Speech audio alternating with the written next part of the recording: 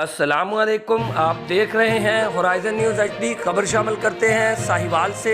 साहिवाल चाक number 89 सिक्सार में चंद बाअसर अफराद का मोहम्मद शफीक नामी शख्स की ज़मीन पर कब्ज़ा। मज़ीद जानते हैं हमारी इस रिपोर्ट में।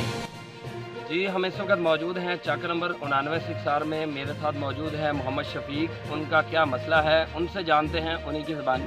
भाईजान मेरा नाम मोहम्मद शफीक है। मेरी ज़मीन का मसला वा। मेरी 10 कनाल 11 मरले ज़मीन है। मेरी वालदा का नाम जो मेरे नाम हुई है।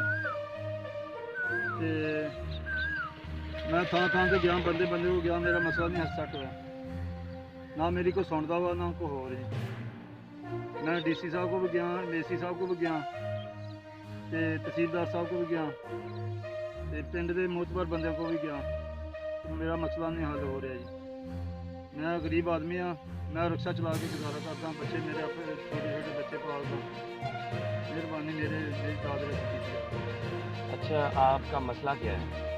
मसला है ज़मीन का जी। 10 कनाल मेरी ज़मीन है, मेरे नाम है और फर्ज भी मेरे नाम है। जी शफीक भाई, ये बताएं कि वो कौन लोग हैं, कहाँ पे रहते हैं, उनके क्या नाम हैं, ताकि हम आपकी जो है ना वो आवाज़ बन के आपके साथ चल सकें। उनका नाम है मोहम्मद जवेद वल्द गुलाम फरीद। ये कहाँ के रहायशी हैं? ये 89 सिक्सार का रहायशी है जी। जो मोहम्मद रफीक वल्द मोहम्मद रफीक, ये भी है 89 सिक्सार का रहायशी है। ये भी स्कूल में काम करता है। जवेद भी स्कूल में काम करता है। अच्छा। एक काशिफ वल्द मोहम्मद रफीक, ये अस्पताल में काम करता है। अच्छा।